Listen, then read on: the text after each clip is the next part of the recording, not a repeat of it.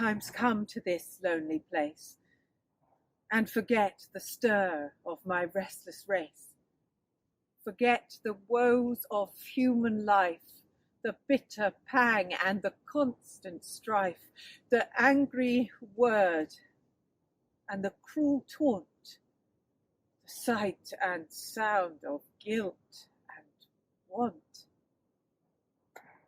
the frequent tear by the widow shed when her infant asks in vain for bread.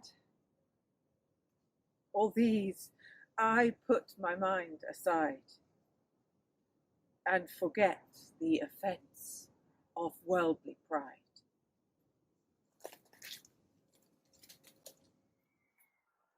It is said that the spirits of buried men oft come to this wicked world again, that the churchyard turf is often trod by those unlaid tenants of tomb and sod, that the midnight sea itself is swept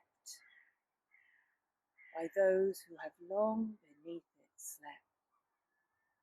And they say of this old mossy wood, whose hoary trunks have for ages stood, that every knoll and dim-lit glade is haunted at night by its restless shade.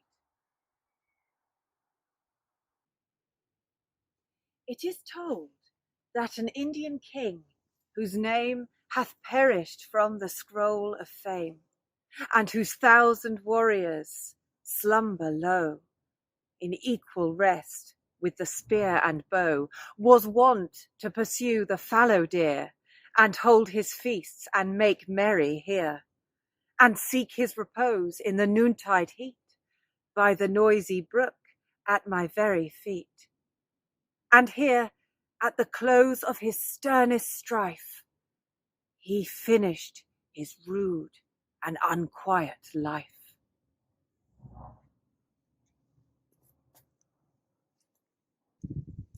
It is said that on moonlit nights the gleam of his battle spear flits o'er the stream, and they say there's a shiver along the grass where the restless feet of the spectre pass, and a rustle of leaves in the thicket's gloom as he nods his dusky eagle plume.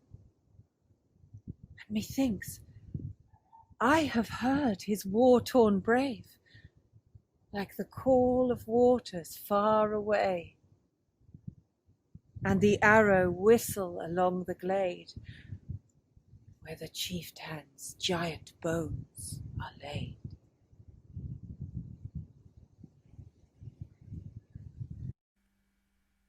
And yonder, where those grey willows lave their silvery tassels beneath the wave, by the hollow valley's lonely tide, you may find the grave of a suicide. And 'tis said, at the noon of a dewy night, when the hills are touched with a silver light, that a spirit leans o'er that lonely turf like a snowy wreath of the ocean surf. And a sound like a passionate mourner's cry will often startle the passer-by.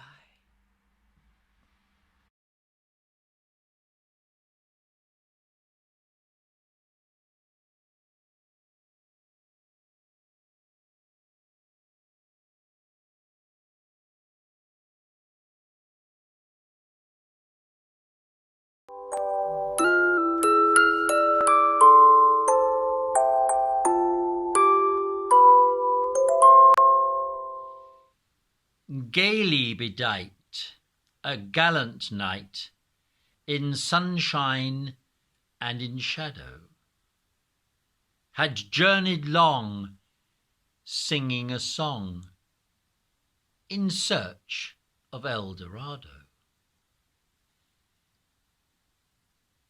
But He grew old, this knight so bold, and o'er his heart a shadow fell, as he found no spot of ground that looked like El Dorado. And as his strength failed him at length, he met a pilgrim shadow. "Shadow," said he, "where can it be, this land of El Dorado?" "Over the mountains of the moon, down the valley of the shadow, ride, boldly ride," the shade replied, "if you seek for El Dorado."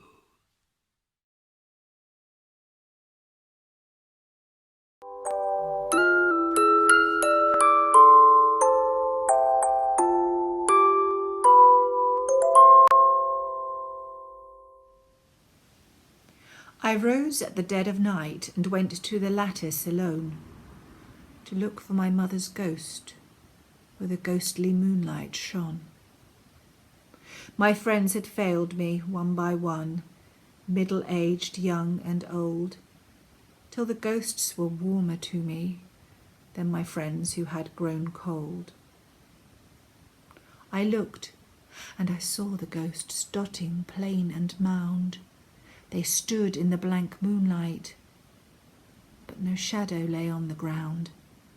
They spoke without a voice, and they leapt without a sound.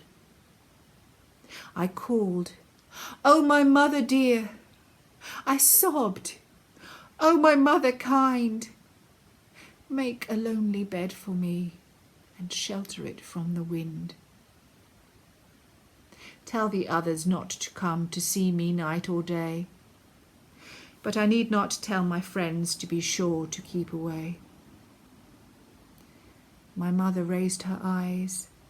They were blank and could not see, yet they held me with their stare while they seemed to look at me. She opened her mouth and spoke. I could not hear a word, while my flesh crept on my bones and every hair was stirred. She knew that I could not hear the message that she told, whether I had long to wait or should soon sleep in the mould. I saw her toss her shadowless hair and wring her hands in the cold. I strained to catch her words, and she strained to make me hear, but never a sound of words fell on my straining ear. From midnight to the cock-crow I kept my watch in pain, while the subtle ghosts grew subtler in that sad night on the wane. From midnight to the cock-crow I watched till all were gone, some to sleep in the shifting sea, and some under turf and stone. Living had failed, and dead had failed, and I was indeed alone.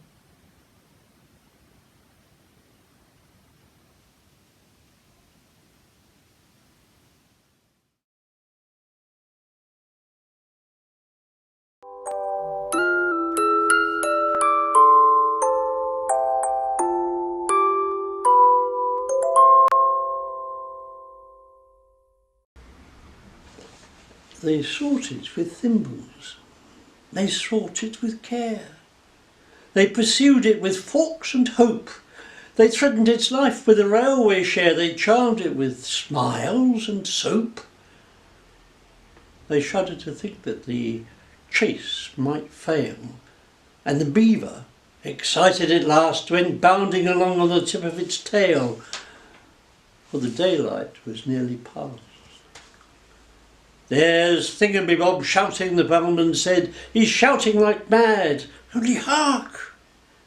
He's waving his hands, he's wagging his head. He has certainly found a Snark." They gazed in delight, while the butcher exclaimed, "He was always a desperate wag." They beheld him, the baker, their hero unnamed, on the top of a neighbouring crag.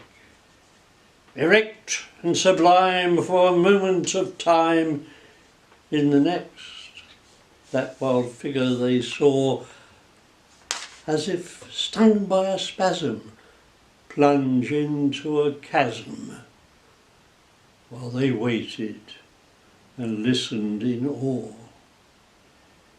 "It's a Snark," was the sound that first came to their ears, and it seemed almost too good to be true. Then followed a tyrant of laughter and cheers, then the ominous words, "It's a boo," then silence. Some fancy they heard on the air a weary and wandering sigh that sounded like Jum, but the others declare it was only a breeze that went by. They hunted till darkness came on, but they found not a button or feather or mark by which they could tell that they stood on the ground where the baker had met the Snark. In the midst of the word he was trying to say, in the midst of his laughter and glee, he had softly and suddenly vanished away. For the Snark was a boojum, you see.